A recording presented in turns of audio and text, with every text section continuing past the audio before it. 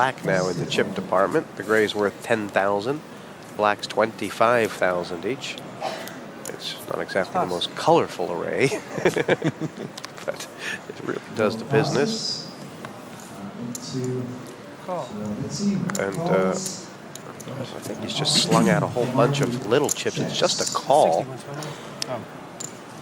Or is it a raise? Well, it's one or the other.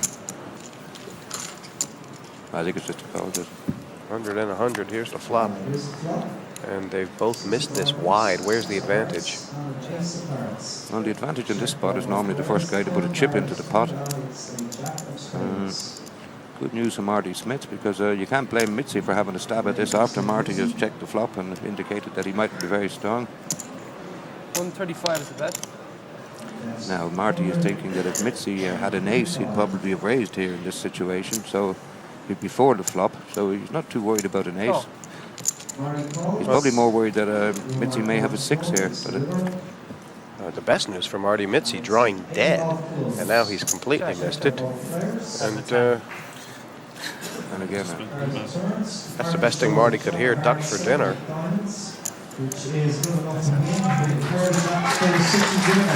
He is quite, I wonder, Paddy, because, I mean, you were saying before that we know Marty's capable of making moves, but he's played a very steady game, and I just wonder if it's the game plan after playing with these guys for so long and realizing that they do all the action. Maybe the solid game works here.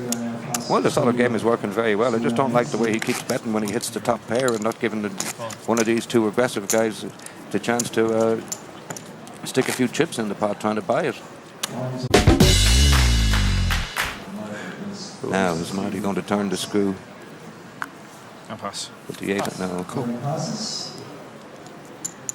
And the Wolf has limped in several times with big hands into Mitzi's big blind.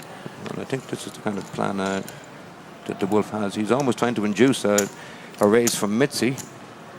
So I think we're going to see Mitzi raise and the Wolf go all in here. Well, he's been setting it up, he has. All in. All in. Yeah, Parg, you called it. And a quick call. The Wolf with the raised eyebrows. Well, it's the old be careful you don't get what you wished for. And Marty Smith, probably a very pleased observer of this. It looks like he's going to be going head up here. Well, if Marty Smith isn't a pleased observer of all of this, somebody should tell him he should be. This pot, 2.8 million. Did you? Yeah, the king. It is the Wolf all in. There's about 400,000 back, I believe, in Mitzi's stack. You want to chop 100? He's going to chop 150 if he wants. I'll tell you what, we're going to see an Irishman playing head up for the title if you can chop a bit of all goes as usually happens.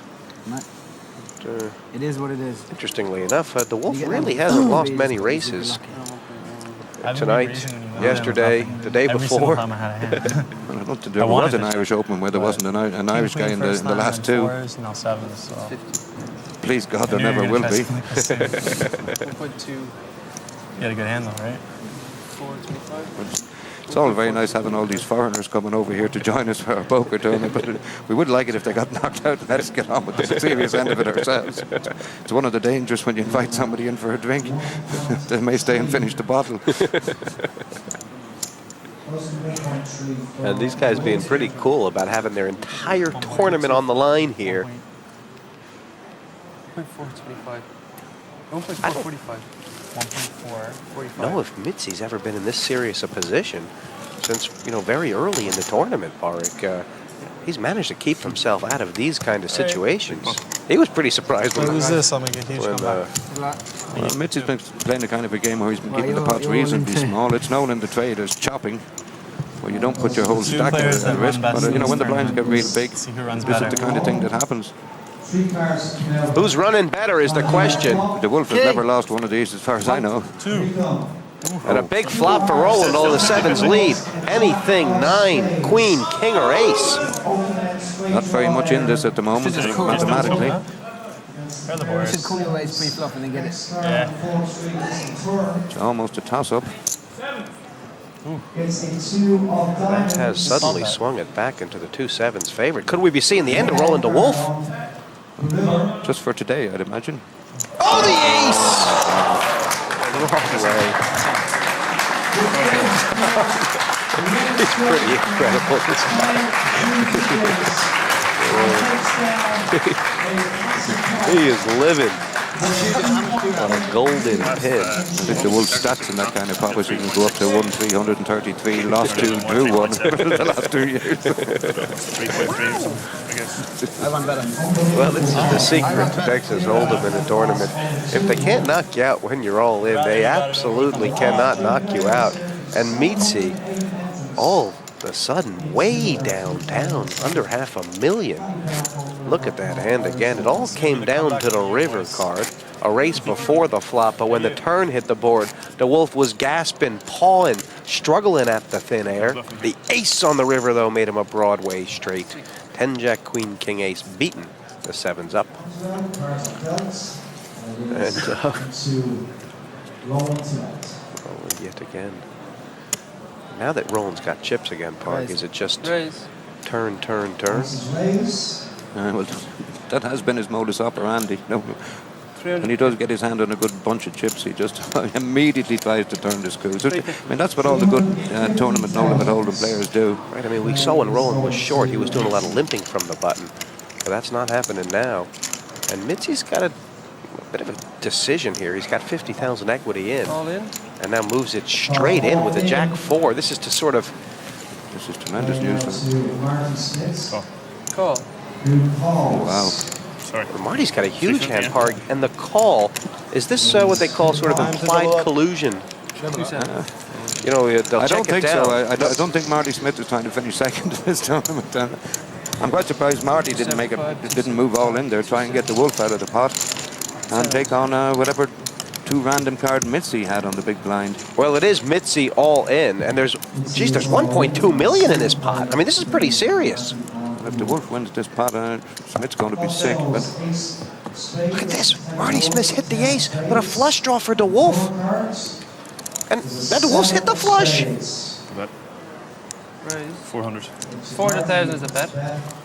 The Wolf's going to strangle him. this tournament could be making a dramatic, taking a dramatic change right now. Marty, has Marty Smith made a misstep here? I think he might have made a misstep before the flop, Jesse. Mitzi is out no matter what. Well, this is good news for Marty Smith. No, he's made the second nuts, Park. He's got a queen high flush. I had spotted that, Jesse. Oh. If the Wolf makes a big enough bet here, Marty may be able to get away from this hand. $500,000 is a bet. 500,500,000. Let's maybe get away from that hand. Well, $500,000's a nice bet from Roland. I like that. You know, he's given Marty the chance to call the $500,000 with any flush nearly and stay in the tournament. This is a very serious bet. And Mitzi, very interested as well, because he's got the Jack of Spades, Park. Wow. He doesn't know he's dead yet. He might have been absolutely...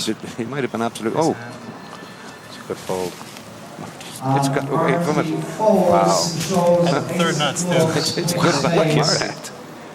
That's one of the strangest pot I've ever seen, Park. But we're down now to 2 players. And Roland DeWolf, a serious favorite here. Sorrel Mitzi, the Canadian, 20 years old from Toronto. What a tournament he's played. Sorrel, talk us through the last couple of hands. All right, well, Roland